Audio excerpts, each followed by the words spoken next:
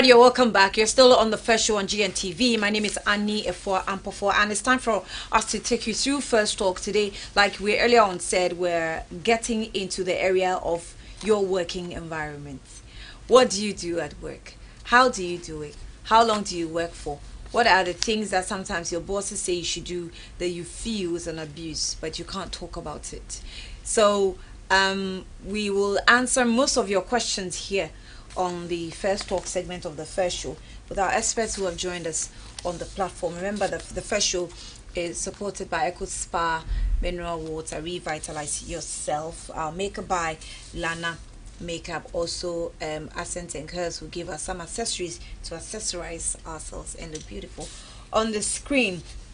Now I'll go straight to introduce my guest to you this morning. I have Solomon Kotei, who is the General Secretary of the Industrial and Commercial Workers Union here in the country. You're welcome, sir. Thank you. And good morning. Good morning. How are you? I'm doing well, and you? Great. I'm fine, thank you.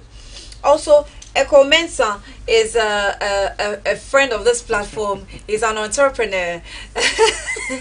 Very interesting gentleman, has a very good sense of humor. But he goes into the serious area where it has to do with your human relations as far as your work is concerned. And he will tell us more about the topic on the table. Ekow, you're welcome. Thank you. Good morning. Morning. How are you? I'm okay. I remember I emceed a program with this guy. I got to a point I just stopped. I said, no, do it all. So, Ekow, thank you for joining us once again. Thank you. So let's go straight to the point. Let me start off with you as an entrepreneur. Do we care if you are an entrepreneur? Must working environment and human rights, whatever, must it matter? Good morning to your viewers. Well, that's the first point of call, really, when you're looking at building a sustainable business and a business that truly serves clients. Because your first client, as I always say for entrepreneurs, is your staff. Because they actually make things happen. They are the ones that sell your products, you sell your services, and translate your vision into, tangible things that people can patronize. So then if the welfare of your employees is not at your heart and is not a priority to you as an entrepreneur, then the sustainability of your business is not guaranteed. So, but unfortunately, sometimes we are so driven, we want to succeed, we want to make money, that we actually put the people that are helping us to do this at the back, burner. Because mostly when you start as an entrepreneur, especially for a small business, most of the work is done by you, and then as the business grows, you bring in other people that you would find that are not necessarily putting in as much as you would expect them to. So then you still tend to do a lot of work as an entrepreneur until your business probably gets to a point where you have all those systems in place, and then people to supervise the work of the employees. Then you can have some breather, and then probably now put the welfare of your employees at the forefront. But that's wrong. Because no matter how small or big you are, nobody asked you, nobody forced you to set a business. And when you set a business, the heart of your business is your employees, not even your product or service.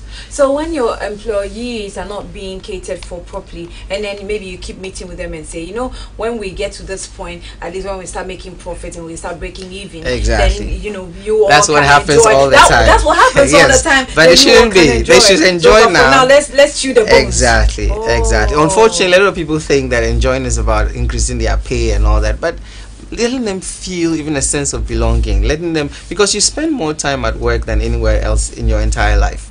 So then if you're not happy coming to work, not necessarily how much you're paid, some people work for free and they are very happy. I mean, I've seen a lot of people that do internships for years and even on contract for years, and they are very, very excited about it because it's a working environment that helps them with their growth, their welfare, and then they feel that their bosses care.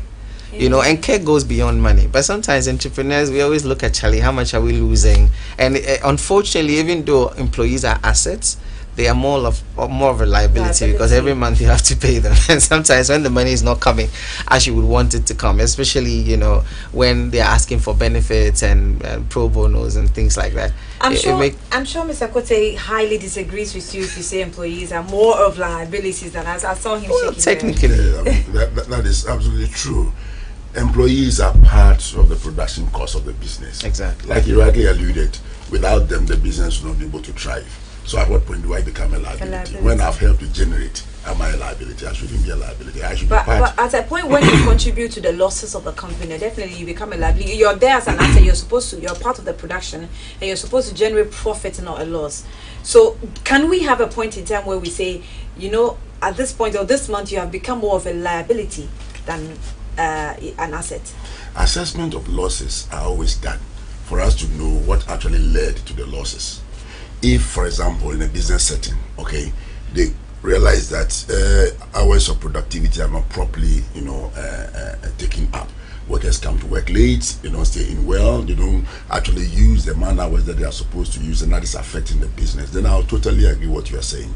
But if in the reverse, the workers come to work just on time, and maybe accoutrements that they need to work with are not given to them, okay, or the employer's sole proprietor comes in and he decides that, okay, supply this to this person, a client who is really not even servicing his debts, but he says for relationship, go and do that, go and do that. Those liabilities, when the occasion, you cannot attribute it to the worker. So for any liability that occasion, we need to really assess it and see where it is coming from. And then also we have a lot of financial and economic leakages within the employment if care and proper assessment is not made. The first point, unfortunately, is always, we are making losses, let's cut down the number of staff. Exactly. They might not be the problem, okay. I always occasion this biblical example. When Jonah was in the boat and the boat was sinking, okay, the experts thought it is the weight, but it is not the weight. They kept throwing away, you know, goods here and there. And the more they threw them, the deeper the ship was sinking. So we have also realized with some research that wherever they've applied redundancies, at the end of the day, it didn't work. Okay, they've even ended up recruiting more than they had even done earlier. So not that because I'm a labor man, I want to defend, you know, the labor interest, but these are the realities you can find on the ground. So what do you say to companies that are using few workers lesser than they should?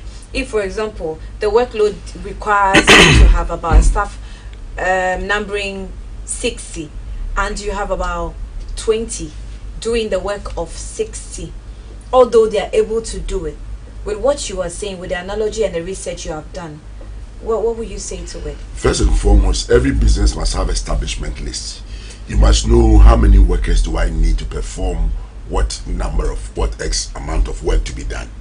Now, if in the process you realize that you are using the same person as a cashier who is running the banks, who is doing payments, who at the same time come to write your petty cash for you, at the same time doing any other chores, you can see that the business might start on a small note, but as the volumes grows, you notice he cannot handle it alone.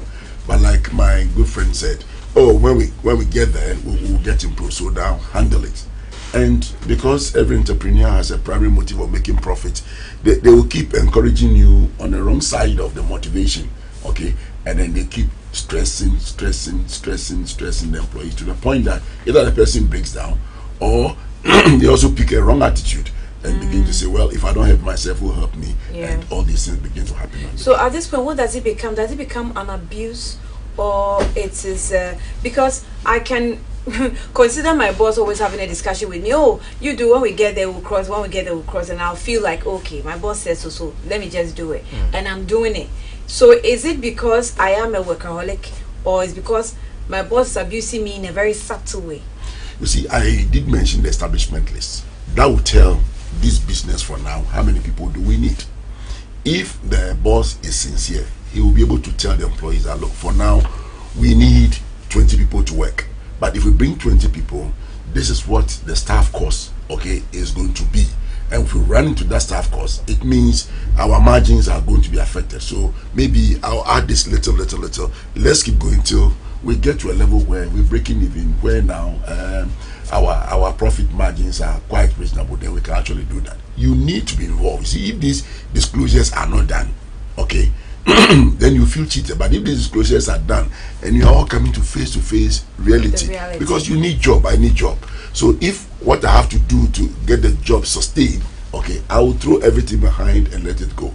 So if the disclosures are not there and all you hear is that do this, and then when things are also getting better, then they find you an excuse. We have to recapitalize, we have to do this, we have to do that, and then still you are being left behind. That is where I will begin to see an abuse coming into play. But if the disclosures are there and it is clear that we can all monitor our growth, our development, our progress, okay, and we are all seeing to it and we see what is going in. Then I'll not go too much for abuse, but when I'm kept in the dark, I don't know what is going on, and all the time I'm told it is not good. That is the national anthem of employers. It is not good. There hasn't been an occasion you go to a table to go and negotiate that they'll say, we've had the best of seasons. I've never, over 1,000 companies that I negotiate with, I haven't found one, not one. But all you go, they say, this year, if it is not inflation, they will tell you it is the, what do you call it, the exchange rate. If it's not the exchange rate, they will tell you the budget interest rate, etc., etc., etc. But this has been the sing-song of entrepreneurs all over the country. Well, that goes to you. Well, I mean, honestly. That goes to you, well, not true. No, the thing is, see, when you're an entrepreneur, you struggle a lot, especially in this country where we don't necessarily have the support systems in place to make your work easy as an entrepreneur. And you do a lot of work. And one thing I've come to find out is because of the effort you put in to establish a business when you start, and all the work and pressures you put on yourself as an entrepreneur, you tend to expect the same of the people that you work with. You understand? The standards that you set, you expect that, I mean, if I could do this, why can't you? But we fail to realize that if the person could do as you did when you started your business, or even you are still doing, then they will not be an employee.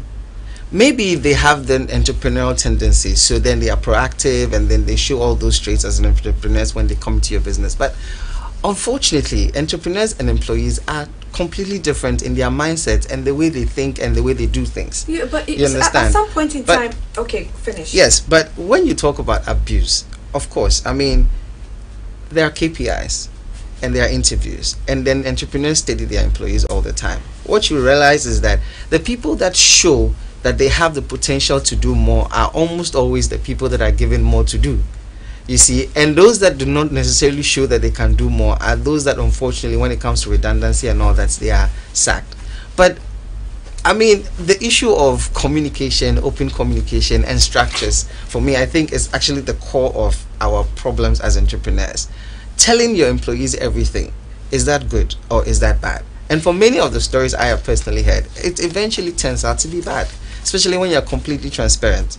Because first of all, if you tell them that, listen, things are not good, this and this and this and this are things that, it is good as a leader, but then you will realize that tomorrow they won't even come to work and they won't pick your calls and they stop their job, you know, because they are panicking, you know. Or you tell them it's good and then you realize that now they start going to ICU and telling you, pay me more. So I mean, there are pros and cons to all these things, but one thing you should realize is that an entrepreneur is not out there, I mean, most of us are not necessarily out there to hurt anybody. Of course, if I give you a livelihood, I expect that you will give me back at least in the same fold or more, you know, the results I'm looking for. That's where I want to come to. Sometimes you entrepreneurs make us feel like I'm doing you more good than you are offering. Do you understand? So, example, we'll set up a company and I'm employed, and you say there's no employment anywhere, you know, there are no jobs, and the no job syndrome is giving you more power to put us in a position where we don't want to be, but we have also been swallowed by the no job syndrome, and so we stick to it like that. I my friend is we make if you come in here anything, and I'm there and I'm sick and I'm dead and I'm this, and you know, and it affects us without employees realizing the effects of some of the subtle way of abuse. Well, I mean, that really is just an issue of flawed leadership. You see, unfortunately, starting a business does not necessarily require any, you know, qualities beyond finding an opportunity and then utilizing it and then starting to make income. Anybody can do that. But the moment you get to the point where you have people under your employ, you are their leader. And how you go about it would adversely or, you know, in a good way affects them. Now, with what you're saying, it's just an issue of flawed leadership. Because if your leader or your employer makes you feel like, oh, because of the lack of jobs, then you should also know that you are in an establishment where the leader you are with is not necessarily qualified to manage people. He might be good at what he does, selling and all those things, or coming up with ideas and translating them into business, but he might not necessarily be good with people management. because there's a way of managing people that is very, and I put this in quotes, very annoying for the entrepreneur. It's very frustrating.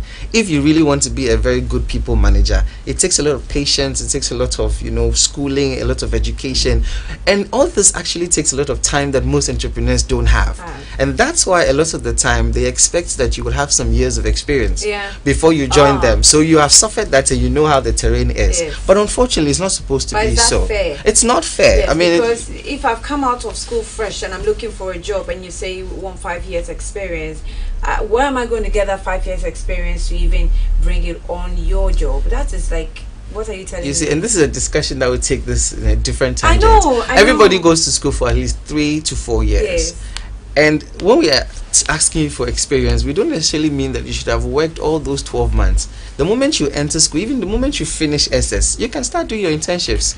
You can start doing some attachments, building experiences, and people do that. So by the time you finish your 4 years, you will have 4 years experience. So then at least when you do your national service and add, it is 5 years. So I don't see why anybody who has gone to tertiary institution anywhere in this country or beyond will complain about years of experience. And do you accept that, you entrepreneurs? Oh yeah, of course. We actually appreciate that, especially if we encounter you, because you see, cheap labor is when the person is still in school and then you don't necessarily, because you are not paying rent, you are not necessarily be taking care of yourself as much as you would when you finish school. So then we expect that when you come in during your internships and national service and all that, it is a time where we don't have to pay necessarily a lot, but we can steady you, we can coach you and guide you to be that kind of employee that we want. So the moment we confirm you, and that's why even unfortunately a lot of companies still have quite a number of their employees on contracts, because probably they are still understating them, or they are just taking advantage of the system to pay them less.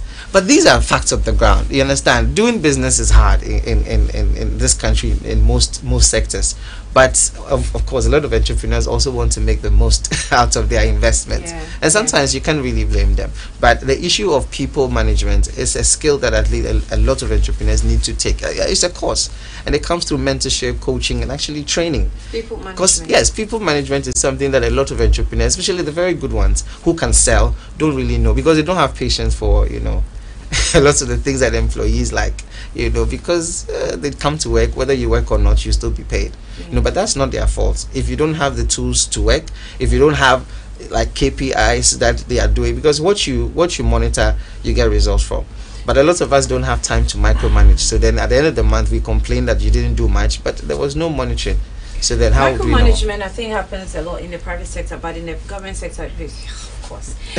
You're still watching the First Show live on First News Network. This is the First Talk segment. My name is Annie, and we're going for a quick breather. When we come back, we're in the studio with Mr. Solomon Kotei, who's the General Secretary of Industrial and Commercial Workers Union. Also, Ekow Mensah is an entrepreneur. I'll be back shortly, and then we'll go into your world.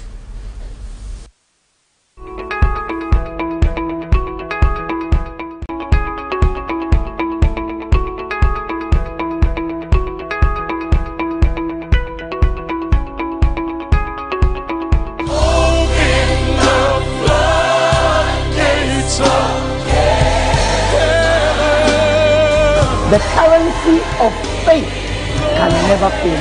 Voice of Faith television broadcast. Your life will never be the same again. There are people who wish. Anybody with all the money in the world, you have God who has God has sent you, and you will continue to.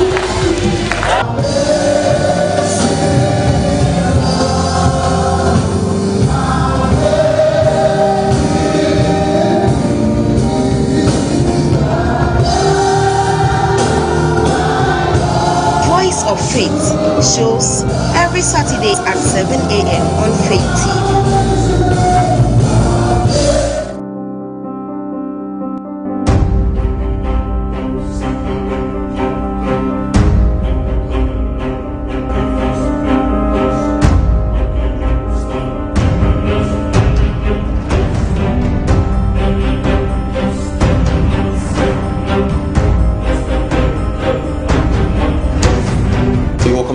I am wife Nana Kosi Amanina. Fighting climate change in particular, both in Africa and in Europe, we are interdependent.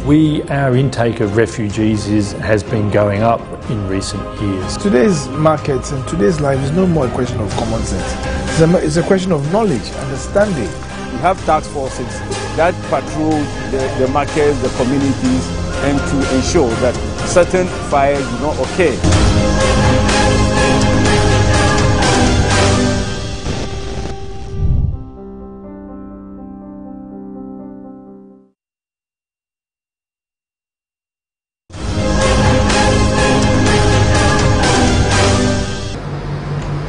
Nobody should think that he has monopoly of power. Are you with me? Nobody has monopoly of power or monopoly of authority. So for us in the APC, we are focused.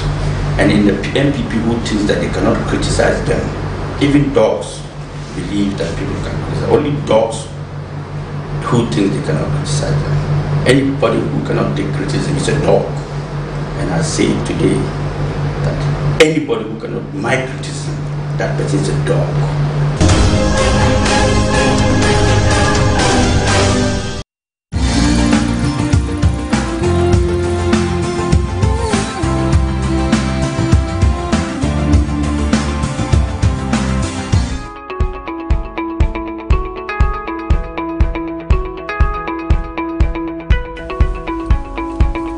Welcome back. We're on the first show on GNTV, and this is the first off segment. My name is Annie, and we're discussing issues with employers' obligations and employees' responsibilities and rights as they work in companies and with entrepreneurs as well. I'm in the studio with Solomon Kotei, General Secretary of the Industrial and Commercial Workers Union, and Ekow Mensah as an entrepreneur. Now, Mr. Kotei, let me come to you. Let's talk issues of salaries. After pegging the minimum wage, what are the factors to be considered in remunerating an employee? When it comes to salary administration, first and foremost, the employer should have an overview of sustainability. Because you can't pay somebody's salary today of, let's say, 100 Ghana, and then tomorrow you say things are bad, so I want to reduce it. It becomes one of the fixed costs. Once established, it becomes a fixed cost to run until it is reviewed again. Now, largely, it depends on the performance of the business. That will determine how much can be paid, how much can be left for the business to run. In doing so, we want to look at which class of workers do I want to engage. Do I want high managerial, people with high acumen, people with some special skill? And for that matter, I now have to arrange who are my first grade officers, second grade officers, third grade officers, or lower echelon. And then you have them. Because there must be some degree of correlation that the differences between the wages of the staff you have should have some reasonable, differentials to run through, so that I don't feel more cheated. And then comes the issue of, am I going to rely also on qualification? I want to go the UAC way. I'm not interested in qualification. I'm looking at your ability to perform and to transform the business. So whether you are having 2 master's degree or 1, and I find somebody who is just an ordinary O-level holder, but that person is a visionary. That person has got so much to turn the business around. In fact, we have a lot of them around. We have a guy from Accra Poly with an HND, okay, and he worked in a very high reputable institution like Nestle. Let me mention because it's a good report. The guy was able to look at how cost savings out of electricity consumption, okay, and he devised a kind of means at the workplace, and he pushed management, let's try it. He was considered you HND, what do you have? Okay. But then his line manager realized that what the guy is saying is something to go by. And in Nestle, one of the beautiful things they have over there is that they have the best innovative worker. Okay. So that in the process of the month, who is bringing an idea that is helping us to save costs. And if you are actually found out, your post is there, and not just that, good citation is being on you, and in some one-off payment is actually given to you. So this is internal competition that is healthy for the business. In salary wise, okay, at the end of every year you must do assessment. Assessment, you bring your KPIs in view. You have to get your supervisors who actually understand what it means to assess an employee. So the appraisal reports will also be generated. Okay, and in this boarding time, appraisal of a subordinate is not an issue of me calling you, marking your dressing, marking your facial appearance, that. You are engaged, and they will exact from you what you believe the role you are playing can be done better, and what you think is ordered to be done. So at the end of the day, we jointly own the kind of a performance that is expected from you, so that with time you can be drawn back and be told, look. And you see, targets are beautiful. In any working system where there are no targets, let's forget it. Let's just forget it. Now, the worker himself realizes that, look, I'm on point, I'm meeting target, I'm over exceeding target. Okay, so that I'm also aware that once I'm over exceeding target, it will not be at the end of the month before there'll be a struggle to look at my reward. I'm working for some reward to be given to me. So issues of salaries, if it's well structured as I've explained, okay, gives a lot of assurance to the employee. And he also knows that if in a given year I oversee 1, 2, 3 years, that will culminate in my being promoted from one grade to another grade, etc., etc. If the systems are there and we all appreciate that, look, this is how I can get to the top, then the challenge is now open to us all. Because if we're in GNTV today, okay, if we bring all of you presenters together amongst yourself, you yourself will be able to tell either you are the best, I should think, or that person amongst yourself, you know who is a high performing flyer. And then if that person is placed on top, everybody knows that this one, no doubt. As I walk into your premises, I look on your notice board and I will say the best worker of the month. And what I was saying was that it's like every month a new person. So I'm asking, so is it like the World Cup? No, you know, repeat. Germany won it, okay, and it's such a shamble performance in the first match. So you win the best worker of the band, and then the following month you are nowhere to be seen. I was expecting to see one person coming, 1, 2, 3. Yes, and I know that. Well, how about seeing something like keenly being the position or the reward being keenly contested for? I mean, if we're looking at the best worker of the month, someone has performed and maybe has stayed on his or her performance. The next person that takes it looks at the person's performance and say, I'm going to try and exceed this performance, and really does it. Is that not healthy enough? It is. You see, when the standards are there and everybody knows that, look, for me to be adjudged the best worker, I need to do ABC, okay? And it's clearly that nobody is inhibiting, nobody is holding you, but we have equal opportunity to actually rise to the occasion. Then that one I'll say fine. But if the criteria for selecting the best worker is only known to the MD, he has it and then he decides it's you, or 1-star quality is displayed and they say, look, you are the best performer, it doesn't really wash. Interestingly, here we don't even do it that way. Everybody is involved. Every department is involved, and we vote through our emails. So it's very centralized. I mean, decentralized, where everybody partakes in it. So at the end of the day, whoever is selected, there's no contest, Wonderful. with the selected one. It's just like moving to the same thing. Everyone is involved. And over there, because they know there are many and there are many departments, okay, they rather go by department, and then thereafter they select from there, then you get the best out of it. So it's a good system if you have here. I only hope that you spread it more, and then yes. Right. Ekow, let me talk about. Let's talk about overtime. Working overtime. I mean, I used to come to work, say at 5, and then I'll leave around 9 or 10. Sometimes I leave that late. Is it something that my boss can consider as overtime, or I am just being a workaholic and I want to stay around and do my own thing? You see, the issue with overtime, everybody is given a letter when you're employed, and then in the letter they state your working hours. Now, anything beyond your working hours can be considered an overtime, but sometimes it is stated, and then even there's an amount that is allocated for every hour that you spend. But what sometimes we face is that you might be staying, but are you working for me, or are you being effective, or do you even necessarily have to stay? So and also let me come in there. With the nature of our work, we're always investigating something. We're always writing something. Even though there might be, I won't be on air hosting a program. I should be writing some article, or I should be writing some news stories, or I should be editing something. There's always something. In fact, the workload is a lot that there's always something to do. Well, it's a sector. That's I was going to come there. That especially with your work, media and all that, what happens is that you are oriented. In fact, when you're even in school, they will let you know the nature of the work and how involving it is, and it's actually second nature, if not the first nature.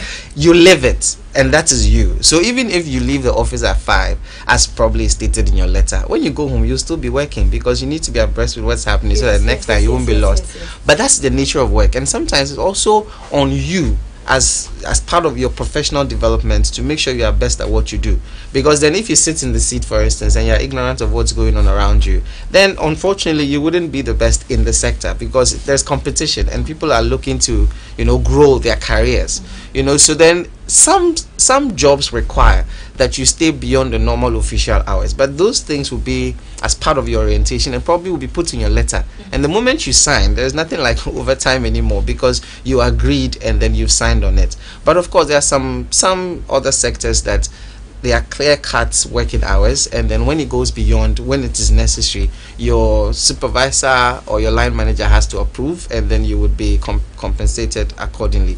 But of course, especially in an entrepreneurial environment, especially with startups and SMEs, you know, when they put the obligations of an employee, especially in your letter, they put that there, that sometimes you might go beyond, or sometimes you'll be required to work beyond the normal working hours. And as I said, as long as you append your signature to it, you cannot hold your employers accountable, or even, you know, take them to court or anything. But that thing is a trick, isn't it? Well, yeah, Mr. Kotei, it's a trick. You know, it's like you need the job so much that there's so much conditioning in your employees' employment letter. And then they say, well, if you sign, you're committed to it. But you know that there are some clauses you're not comfortable with. That is no excuse. Exactly. You see, you have the option to say, I accept or I decline. And most, you know, strategic entrepreneurs, they will put the acceptance letter for you, and then you only put your name there, and then you sign, which is not good. Yeah. Okay.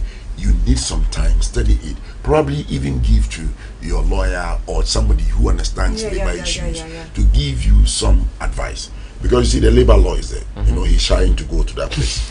Because issues of hours of work is clearly stated, 8 hours. So if by the special nature of your job, you are supposed to report at 5 o'clock. So in your case, your working hours start at what? 5 o'clock. So you come from 5 to get your 8 hours, and then you have your break of 1 hour in between.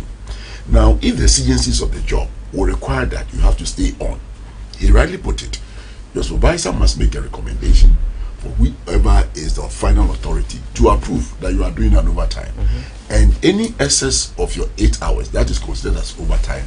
Either it is agreed that we'll pay you a flat rate for every hour, or we'll say for every 3 hours we pay that much, and then we can prorate it and then get you have it. Or in some interesting institutions, they have some long formula, your basic pay divided by 52 times 12 times 80 times number of hours, and so on and so forth. Okay. Now, where the Labor Act is put aside, and then you begin to have private arrangements, okay, that is where the abuse actually starts coming in, because the employer knows that if I really want you to do overtime, this is what happens. Because if you do overtime, you know what happens to you? Your family life is being denied, okay? If you are a man of, let's say, having kids, okay, you will not have the opportunity to go and see them before even they go to bed, not even to say, look at homework, or even have prayers with them before they sleep. And then your health, okay, is also, you know, coming under serious stress, because you get home late and early morning you have to leave again. Continues with this in your life. If the breakdown begins, no money can repair. So we are not even interested to say pay so much money. The healthcare system for the employee is key to us. These days, our health and safety standard is looking more of the well-being of the employee. Now, some of these jobs, okay, maybe you are compelled to stay in their condition for how many hours, okay, and you know, the nature of your job too. You and even that we don't take it serious. We think it's luxury. Yes. In staying in air conditioned the whole day. Yes. Okay. Well, it's true. Well, but they were still complaining the air conditioning is off. We open the windows and they are sweating. Yeah, so I mean, it's both ways. You, yes. People just feel it's luxury for them to just keep staying in the air conditioning. They are there and they like it. So back on track on your question, the overtime issue must be well defined at any work environment. Okay, and like you rightly started with, you have an appointment letter. It has stated all that is required of you, and normally they add that phraseology. The exigencies of the job will require you to stay in, some few hours. Exactly. Those hours are not defined, and they won't tell you that these excess hours you do will culminate into some reward. Exactly. Okay, then for fear that if I really don't hold it, I will lose the job. So let me also keep on. But the more you get versatile in the job, then you want to say, look at you, you are now challenging authority. You came here as a very sober. Very sober. Now you've got to know that's why labor becomes quite, some way. Okay, I will use the word ugly, but then we come to say, no, this is what, because see, in life, where there is no law, then we say the bad law is better than where there's no law. Yeah. And in a given circumstance, because the worker doesn't know his right, okay, and he thinks he's being favored, because if you are three and your boss say, oh, you are good, you can get it and you do it, okay, you get some swelling headedness and you think, yes, you can do it. Yes. And before you come to yourself and say, look, you didn't come to GNTV to see the environment, you came to make life more meaningful. And it begins with such demands. That is why people must join unions. You see, the most safest place to work. The most safest place to work is where there's a union. But where there's a union, the employer will not have the challenge of dealing with everybody one by one. You come in a group and he deals with the group. Okay.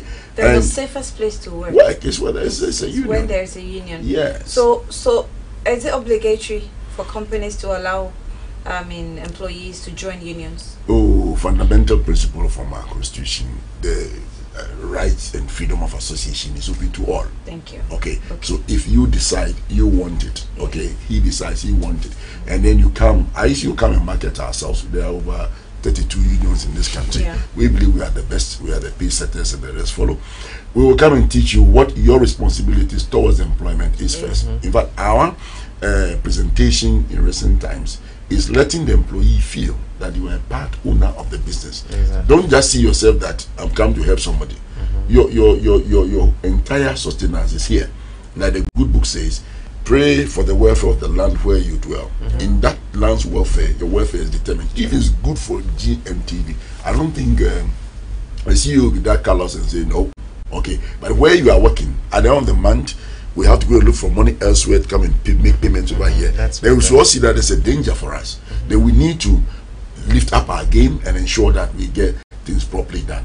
And it's only when you have a union that you can do good proposals to the employer, tell the employer that we believe there's this and that that we must put in place, and we believe we can change the face of business with this. Where those opportunities are not there, though some private entrepreneurs will do it, they will have morning briefings and people will go and then they speak their mind and they want to do ABC. But if there is a union, okay, it makes life more easier for the entrepreneur. He knows that. But it's kind of make life more difficult for the employee. That's why some employees are not comfortable. Employers are not comfortable with unions because a lot of the times employees use it against employers. No, in fact, the Labor Act that we have now is so beautifully crafted, where the responsibility of the employer is there clearly, and it's protected, and that of the employee is also there clearly. Okay, that is why when we come to areas of dismissals, okay, if the employer follows the process, you the employee, you can do nothing. But most of the time, like he started, I put my money, I started a business. Who are you to do this? As he give him dismissal letter. Okay, and that's it. And that's it. But if there's a union, they will come back and say you can't do that because you are abusing a person's fundamental, human right. Sure. Because if I'm accused of something, I must be given the right to at least defend myself and make up my case. Union will come in and then support. Take it from me today. Our union have gone to many enterprises, and we have agreed with the employer to make 0%. Okay, to say we can't ask anything more this year. Why? Because the workers themselves are aware that the business is sinking. Okay, so we are not vampires looking for blood, whether it is a sick bed or anything. No, that is not our nature. That is a wrong, perception people have carried about unions, but we have changed it because of the presence of the law. Because issues like bonuses is no more automatic. It is when good profits are made before bonuses are paid. It's actually attached to your appraisal. So in fact, if you find whatever ISU is, the workers there are super. Okay, because they understand that, look, our destiny is in our hands. We won't toy with it. Let's get on it. And most employers who are coming in good terms with us are even appreciating that, look, issues of 13th month is not even a question to be discussed, because we do 27 working days in a month. Exactly. Okay. Now we find ourselves that January has 31, so it means the worker has worked SS 3 days. Exactly. February has worked SS 1 day, March SS 3 days. Add all together, and you can see that the worker has worked over 34 working. That's another month. So 13th month, as you see here, you must be enjoying 13th month. Okay, it isn't a favor that is being done to you, especially in our media call, right? Especially in our field. Yeah, because we work Mondays to Sunday, back to back, because of the nature of our work. But our bosses will consider the hours that we work. So, for example, if I come to work at 5 a.m., by 1, I should be done with my 8 hours. Everything else is extra time. It's professional development. Yeah. Yes, I mean, that's what I was telling you. It's sometimes, you see, with what he's saying, we don't work to stay at one place. We work so that wherever we find ourselves, we are exceptional. Our value on the marketplace is high. So then if we decide that, hey, we want to go to the next level in our career, we become marketable and people would want to either poach us or give us a better offer. That's fundamentally what I think every employee should have, because you're working for yourself more than anybody else. Unfortunately, that's not the mindset that a lot of us go into employment with. They think that, hey, you employed me, so you have an obligation to do this. And it's yes, we do as employers. But the fact is, you should also know that we are trying to build something that we believe, if well built and sustainable, will serve other generations and will also benefit us. But one thing you should know is that the career that you have is yours. And the professional development path that you take and all the things and sacrifices you put in your employment, it might not be nice today, but if you do it well, of course, and then you progress in your career, you get to a point where you become so marketable that now the offers that come, you have to negotiate, because you become very valuable in the marketplace. So for me, fundamentally, that's it. But of course, issues with abuse and all those things, yes, it has to be reported and properly dealt with. But I don't think that ordinarily any employee, well, I can't speak for all of us, but I don't think that we are so cruel. Like he's saying, ICU is not vampires. We are not also vampires. But as I said, it depends on what companies. And I always speak for startups and SMEs. When we talk about the Nestle's of our land and all that, they are multinationals, and there are structures and systems that they wouldn't want to mess their brand with, so they wouldn't even go flaunt these things. But when you talk about startups and SMEs, especially when the employer himself is a very hard-working person, he expects certain standards that might not even be reflected in their employment. But it is when the company is growing that sometimes these employers are not able to manage, and then they are not also able to bring in some of these professionals because they might be probably very expensive. So then there is nobody that manages these labor laws and things that employees deserve and all those things. So even though he started the business, he worked very hard and brought it to a point where now he needs the necessary structures. He still runs it as a one-man business. And then that's where the dangers are. When you're running a big business as a one-man business, a lot of these decisions, Let me ask you about equipment damage in a company. So as I'm saying here, I'm doing what I have to do by my contract. Then suddenly I pick, say, this water, this table's glass, and in the process of drinking, it drops from my hand and falls on it and it breaks. Am I supposed to pay for that? Well, if there's an insurance on it, insurance will pay.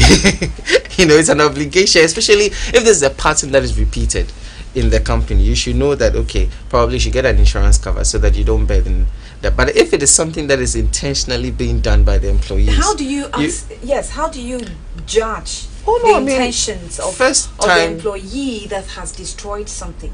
first time might be an accident, everybody knows. Second time even. But in the third time, if it's the same employee doing the same thing, there should be repercussions. But that's what I'm saying. If you have to wait till the third time before you address these things, then the liability is on you, the company. Because it is your tool. When the employee leaves tomorrow, it's not attached to whatever. But then the fact is, for me, I think that if this is recurring, you as the employer should put in measures that safeguards you and the company from incurring such costs. And one of these could be insurance. But it is very important to let the people, the employees that work with you, be responsible for the tools that they use. And for some companies, they will probably tie it in with the agreement that they have with you. That these are things that normally occur. So then when they occur, probably will do share cost or you pay for it. Like for instance, if you're using a vehicle and you have an accident, yes, insurance can cover for it, but then depending on whether you took precautionary measures or you went through all the procedures that they've asked you to do, you would even be asked to pay for it. And I think that, well, I don't know what ICU has to say, but I have an interesting sense of humor. Interesting sense of humor that happened one day, but let me do the official one first. You see, if you look at the accounting setup of every employment, they have what we call repairs and maintenance. So whilst the business is going on, they know with time some of the equipment will become obsolete. They are also aware that there are breakages, damages that will occur. To have a mindset to say, I'll surcharge the staff, for me is in the extreme.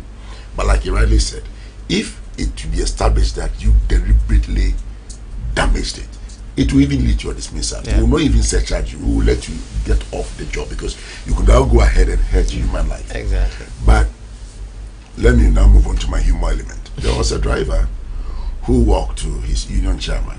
He said, look, we must get something right. I scratched the car and they go and spray it. I'm made to pay the cost. How about the typist who is typing and then the A4 sheet, he made a mistake, he gets it torn, and then he will not be surcharged to pay. Are you getting it? So the union chairman said, yes, it's a point. Then they went to the HR. Okay. Then the circular was sent around. Okay. Then the same driver came again and said, look, because they are destroyed, they don't want us to see. They put them in a trash can. So after close of work, let's go and see the trash can and see how much. They start to put it in their bags. Yes. And when this thing started, you know, some cost savings from nowhere began to emerge. Okay. So yes, at the website, me might be carrying the camera and then maybe I saw him try to step over, you know, this wire, and then he holds his leg and the camera falls and breaks. You can say deliberately he did that. You understand? Maybe he's trying to catch a particular scene. Okay, so in haste to do that, and that happens. You can say he did it deliberately. And then you like hot cake, you like hot news, you like first to be in the air. Okay, so in a bit of trying to do that, then there's another slip also somewhere. If that happens twice, you can say no, this is deliberate. That is why you have repairs, maintenance, you know. Okay, I'm sure you're enjoying the discussion. What's going on in your offices, in your companies, if you're working one-on-one with some entrepreneur like Ekow here, and you have some questions you may want to ask, but we're having this discussion about your obligations and rights as an employer and employee. Let's go for a quick breather. We'll be back shortly and then we'll continue. I'll allow you to also ask your questions if you have any. This is the first show. This is the first talk segment. In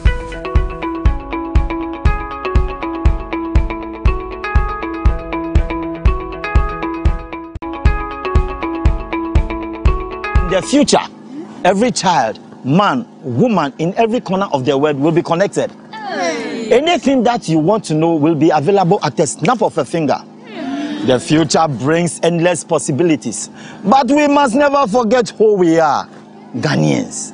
Now, who is excited about the future? Me!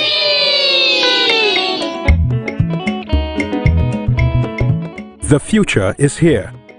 Experience the all-new GN Electronics Smart TV.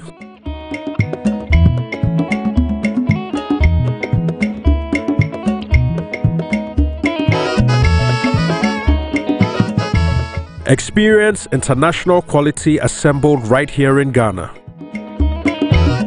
For more information, contact 050-144-9465. GN Electronics. Good quality comes from home.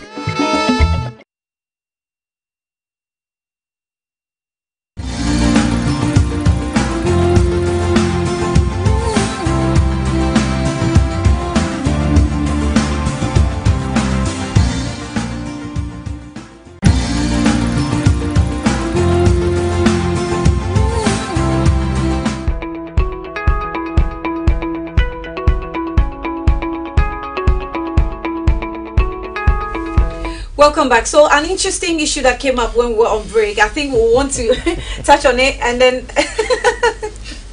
someone is looking at me. I don't know why I'm messing, but I'll pretend I didn't see.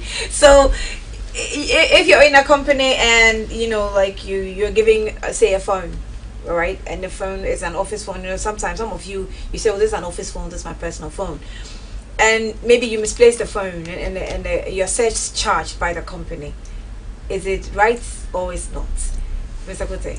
Well, you use one of the sophisticated ones, phones.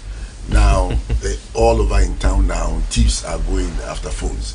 So the employer should also have it at the back of his mind that no matter how careful I want to be, the thief is also thinking to outsmart me. We've seen it in telly most of the time, where they will engage your attention on one side before you say Jack, they are gone, with it. So vicariously, for me, I think the employer should not be playing hard and fast rules on that, unless where a particular employee or group of employees, okay, are fond of reporting missing phones every 3 months, every 2 months. Then we know there's something wrong. Then they must be dealt with. Surcharging, I think, is wrong, but probably getting a better, stiffer. You think, or by law? Law hasn't. What we are discussing is not in the purview of the law. The law having stated that if you're a worker and they give you an instrument to work with and it should get broken or it should get stolen, you should pay for it.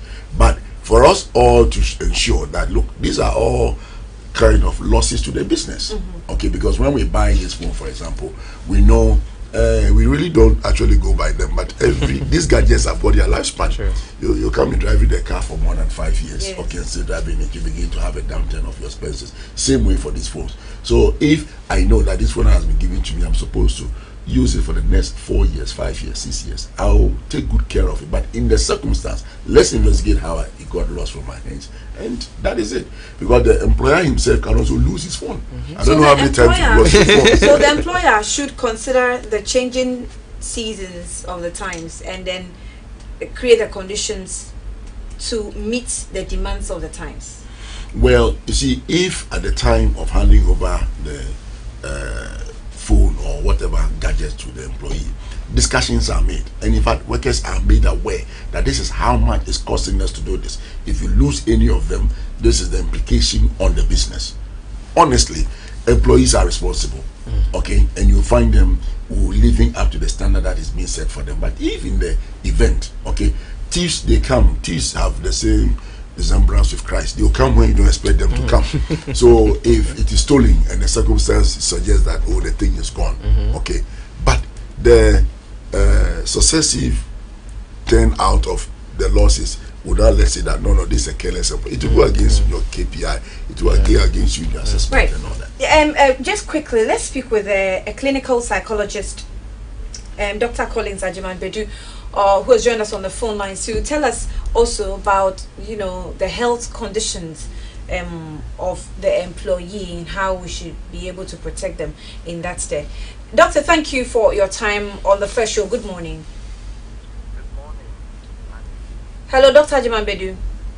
Yes, Annie, I do hear you. Good morning. If you can hear me, good morning. Good morning, Annie. Right, Doctor. Thank you so much for your time this morning. So, what should be how should the health condition of an employee, how should it be protected according to the working environment? Was the first focus that an employer should have concerning the health of the employee? Okay, Annie, if I did hear you, the line is very faint. But if I did hear you, you're asking me how the life of an employee should be protected. Yes. Is that right? Yes, in the area of health, yes. All right. Basically, if you look at the arrangement for employees, we are basically to work within 40 to 50 hours a week. That is the standard in many countries. And for instance, in Ghana, if you work between 8 and 5, with breaks inclusive, you are likely to work, on the average, about 48 hours within the week. Now, as to whether we should be able to help the employee to have a better working life and a better well-being, a lot is involved. But foremost, let's look at it from the working structure. It is observed that in most cases, we may be working within the 40 to 48 hours. But we do overtime invariably. Because imagine if you live in Kaswa and you work at where your studios are, let's say in Accra, you may have to leave 2-3 hours earlier than your working start time. And in some cases, we may not close on time. And technically, we do overtime that benefits the employer as against the employee. So if you quantify this, I can predominantly say that in Ghana, majority of us are doing overtime in one way or the other for no fault of theirs. And these have mammoth physical, mental or psychological and even social effects. And so to be able to appreciate how we can help the employee to have a better life, we may perhaps have to look at the effects, especially overtime may have on the physical life of the employee, the mental or psychological life of the employee, and the social effects that it may have. Because I'm a psychologist, let me just highlight some of the few psychological or mental health effects, especially working overtime can have on the employee and how this affects the holistic well-being of the employee. Foremost, it can affect the work-life balance of the individual employee. Imagine you are a mother of 2 or 3, and then you leave home 2-3 hours before your work start time, which is 8 o'clock. It means you are leaving around 5 a.m. If you have little children, they must also wake up with you. It doesn't help the development of these children. If you have a partner to care for who is overly demanding, being it a male or female, it can also affect the family life. So when we talk of work-life balance, when there is an incongruence between your work pattern and your family life, then the problems begins to creep in. This can affect even your marital relationship and the upbringing of your children. That could be one of the effects an employee may experience. I am sure you've been handling some of these cases in your field. How is the picture looking like lately in the country? Employers consider... I'm sorry. Doc, are you still on? Hello, Doc. Yes, please, I'm on. Okay, great. So I wanted to... okay, I'm having a very bad feedback. But I just wanted to find out, per your field, where you are, is the picture looking good or is getting worse by the day? Okay, I don't think that I can have Doc now. The feedback, I don't know where it's coming from, but the telecom should check it. So, I don't know who to go to because both of you are responsible for these this issue. Is it looking good? Okay, Mr. Kotei, is it looking good? Because you have been handling some of the unions. Is it looking good? I will at this juncture praise a lot of employers, okay, who, despite the national health insurance, they've gone beyond it, and they are making sure that health inspectors come around. They are making sure that even seats that workers sit on, they are changing them. They are making sure that heat temperatures are actually reduced to that which the human body can actually have it. Those are some of the factors, very important. Let me ask you this. So I have a friend that works with one of the telecommunication company. He had an accident, and after the accident he's had a back issue, and frequently he's been complaining, and sometimes when the pain comes, it's so severe and I can almost feel the pain. Like I look at him, I'm like, wow, this is crazy, you know. I can almost understand what he's going through. In that situation, the accident was not caused by this company, but he has to be catered for. So must this company employer consider his condition and say, you know what, you need this kind of chair, or you use all the normal chair that everybody is using? There's a Chinese employer in this country who, when the workers report malaria, he said, I don't have mosquitoes in this environment. You So go to your house and then the mosquitoes bite you in your house and you bring the sickness. So I will not pay for any malaria, sickness over here. But we say no. There's something we call vicarious liability. Once I pick up employment with you, you see that you even pay me, including Saturdays and Sundays, whether I work or I don't work. So invariably, the employer becomes responsible. In this accident case you are talking about, he needs to have a physiotherapist who may say, we are prescribing this particular chair for you. In fact, I've seen many around. And I'm saying employers in Ghana are very sensitive towards that. You visit some offices, you see a particular chair, okay, either for some scoliosis problem or some rib problem, and those chairs are meant for those people. Even some are so generous that if even they are living on medical grounds, those chairs are given to them to take along. And I can applaud many employers who are actually doing that. But there might be some few ones who will not even care. But let me use this your medium to encourage the employees to get to proper medication. If these recommendations are made, I can assure you the employers will show faithfulness and tact to the employees. Yes. Cool. What will you say to what I just asked? Well, the thing is, as I said, if employers some of you don't care. It's not about some of us don't care or not. You see, we care about our business. We care that the business is making money, but we also care about the people that are making us money.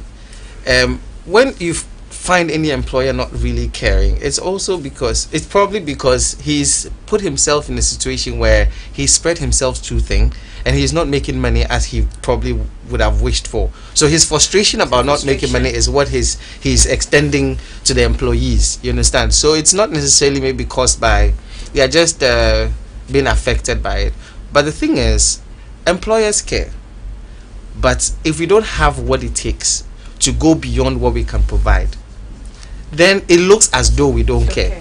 But also, if your employees, as you were saying, if you're not open about communication and all that, and they are seeing that your life is probably becoming better, whilst they're working for you more than what they expect their life should have been. Because some employers do other things. For me, I do quite a number of other things. So then if the people that work for me, see that, maybe I've bought a new car or I've bought a new house, and then because of that they feel that, I am using them to enrich myself without necessarily caring for them, then that's where the problem of miscommunication or lack of communication comes in, and especially transparency. Because if they don't know what is coming in the business and they don't know what is going out, then that's where they make a lot of demands when they see that, you are actually, getting into all these luxurious things without necessarily taking care of your employers.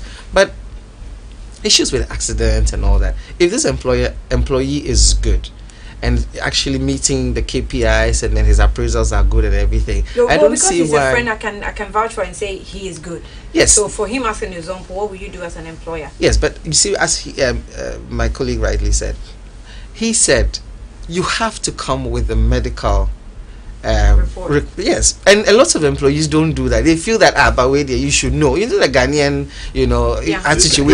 They really resort to herbal treatment. Exactly.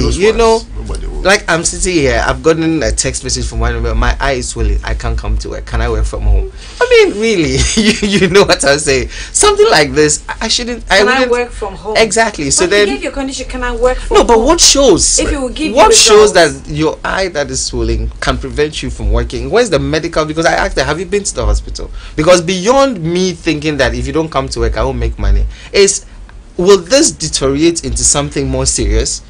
You see, so if you don't come with a doctor's report, even big companies, they expect that you come with you don't just, because some companies, they are so big that if one employee doesn't come, they will probably not recognize or won't affect. But if you're an SME, one employee, it would affect you. Exactly. I see. My time is up, but Mr. Kotei, will you respond to his text message? I think that employer has not done well, because you see, issues of health, that is why the doctors are there. They should even give you maybe the swollenness of the eye does not require you to be off. So if he's now saying that I will stay in the house and work from the house, then it means the eyes that he will use to work, the eyes is okay. That's what I'm saying. You see, if you can work from the house, so why don't you come? Has he sent you a picture? That's what I'm asking for. If the legs that are swollen, okay, that he cannot walk, and he say I want to work from the house, fine, I understand. But now the legs are okay, you can come. Yeah, the eyes can see, can read.